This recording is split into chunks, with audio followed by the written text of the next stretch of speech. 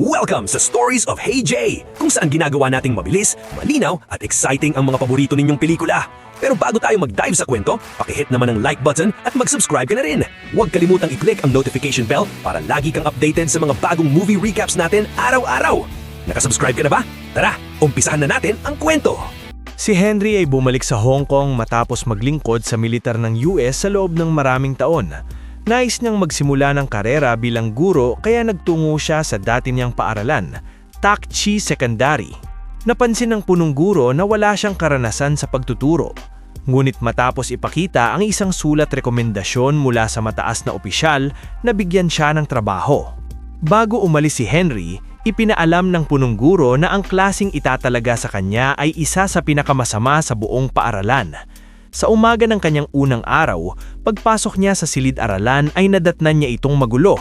May mga estudyanteng natutulog, may kumakanta, may naglalaro ng video games at marami ang nagluluto ng ramen gamit ang portable stove.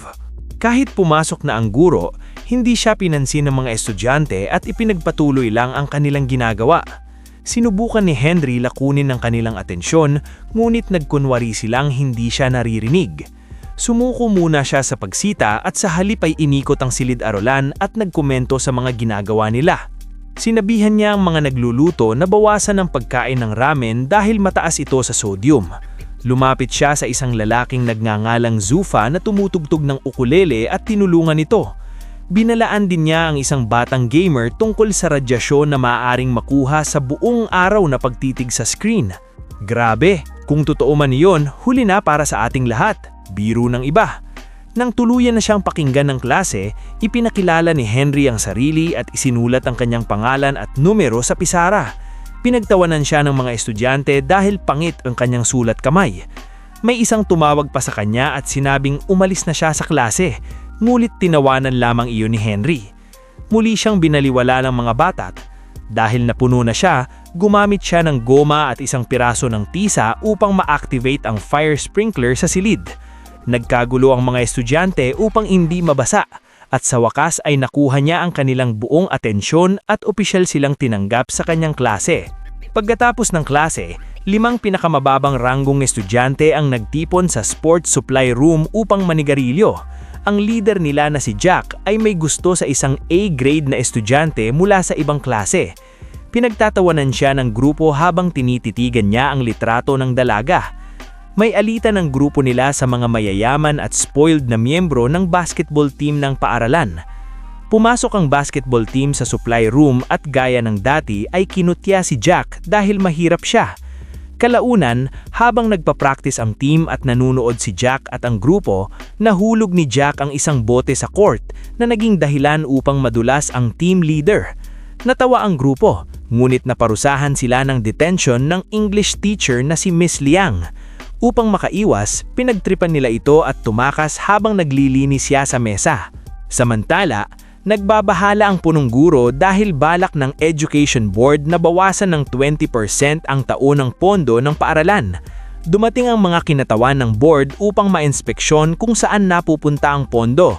Sa kabilang banda, pumasok si Henry sa silid-aralan kung saan naglatag ang mga estudyante ng timba ng tubig para pagtripan siya. Ngulit mabilis ang kanyang reflexes at naitaboy niya ang timba bago ito bumuhos. Nabigla ang mga estudyante. Hiniling ni Henry ang kaha ng sigarilyo ni Jack. Alam niyang naninigarilyo ito. Ibinigay naman ni Jack ang kaha, curious kung anong gagawin niya.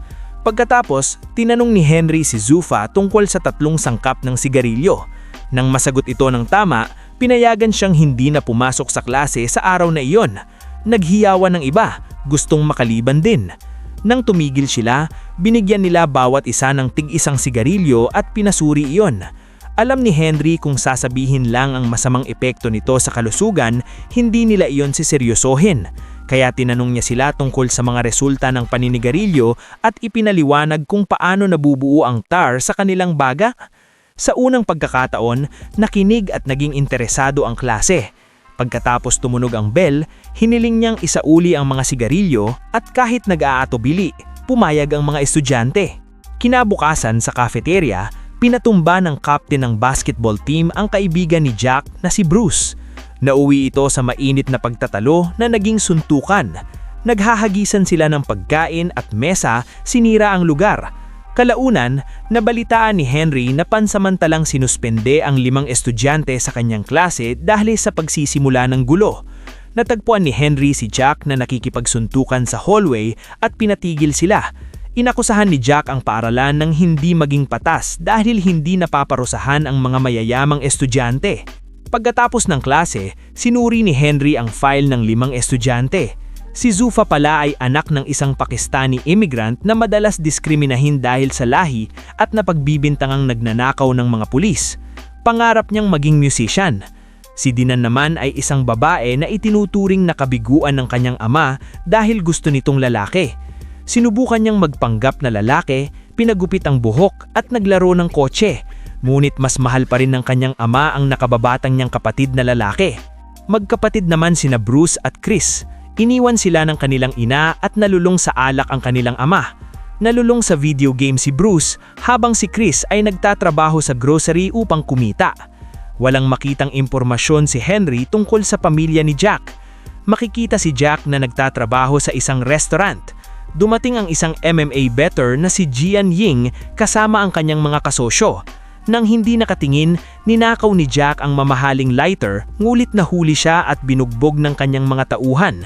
Nang malamang estudyante siya, binigyan siya ng pera at inalokan siya ng trabaho bilang delivery boy. Sa ibang banda, binisita ni Henry si Zufa at natagpuan siyang tumataka sa kanyang ama dahil sa pagnanakaw ng tiket. Una, tinulungan siya ni Henry, ngunit nang malaman ang dahilan, kinampihan niya ang kanyang ama. Kalaunan, dumating sila sa tulay at upang palakasin ang loob ni Zufa, kinasangkot ni Henry ang sarili sa isang banda sa langsangan at kumanta. Nang maya-maya, sumali si Zufa at muling kumanta sa harap ng mga tao. Samantala, pinalayas ng ama ni na Bruce at Chris ang magkapatid. Kinabukasan, kinausap ni Henry ang ama at nakabinsi itong magparehab sa kapakanan ng kanyang mga anak. Samantala, binilhan ng ama ni Dinan ng makeup at pinagsuot ito bilang babae.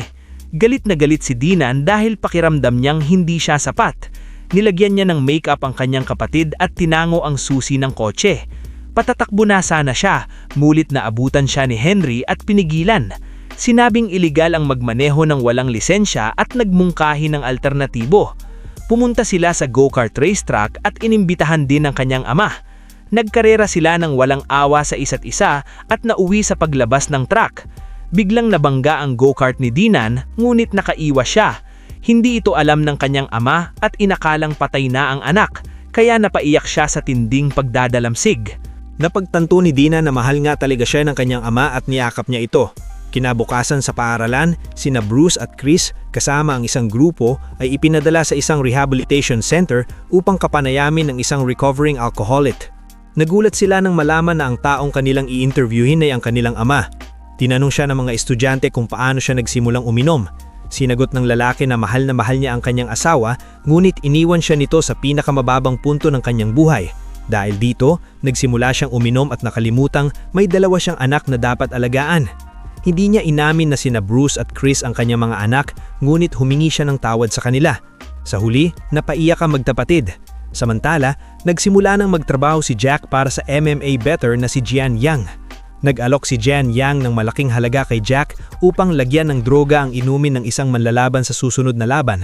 Nag-atubili si Jack, ngulit napilitang tanggapin ang alok. Sa araw ng laban, si Jian Yang ang sponsor ng manlalaban, ngulit tumaya siya sa pagkatalo nito. Nilagyan ni Jack ng droga ang inumin ng manlalaban, ngulit nahuli siya sa akto. Bago pa niya masisi si Jian Yang, binugbog siya at ikinulong sa loob ng locker. Makalipas ang ilang sandali, dumating si Henry at tinanong ang mga manlalaban kung nakita nila ang kanyang estudyante. Pinauwi siya ng mga lalaki, ngunit mula sa loob ng locker ay sumigaw si Jack para humingi ng tulong.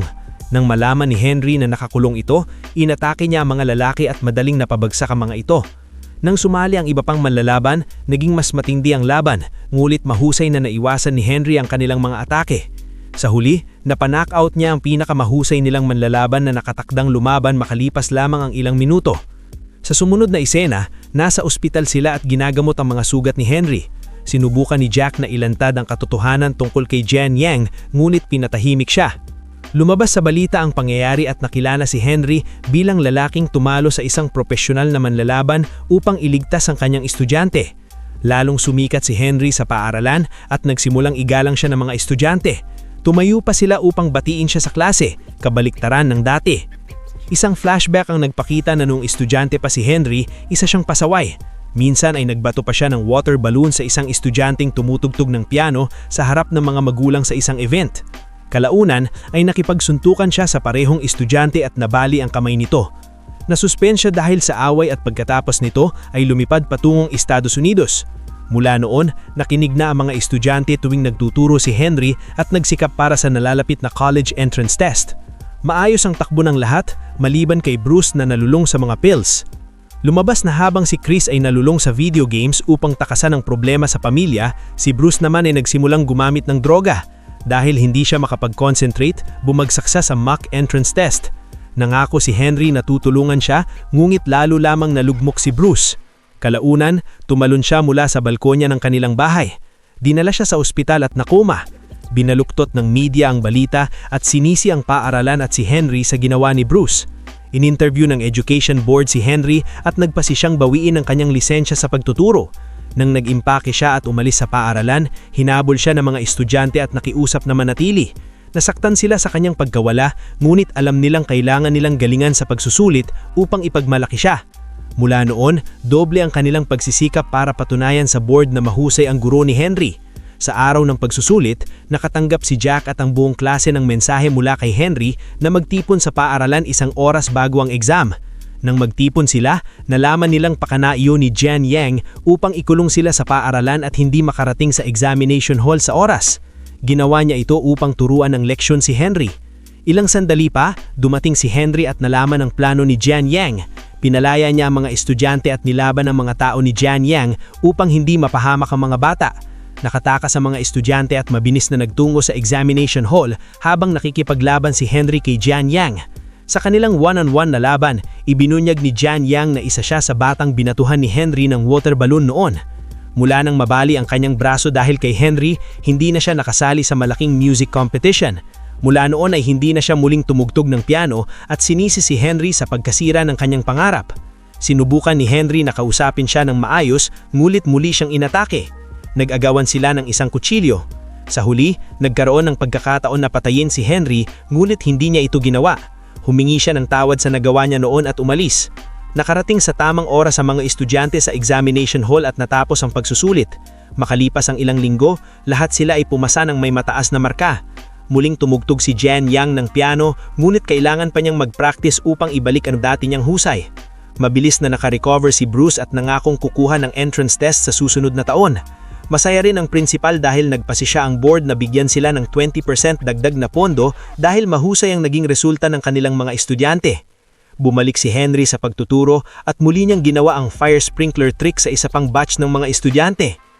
Mag-subscribe sa marami pang ganitong video, i-on ang notifications at mag-like upang masuportahan ang channel. Maraming salamat sa panonood. Sana nag-enjoy kayo mga ka-recap. Anong masasabi niyo sa movie natin ngayon? Mag-iwan ng komento sa baba. At huwag kalimutang mag-subscribe sa ating channel para sa mga new updates at uploads. Kita-kits sa susunod na kwento. Salamat at mag-iingat tayong lahat!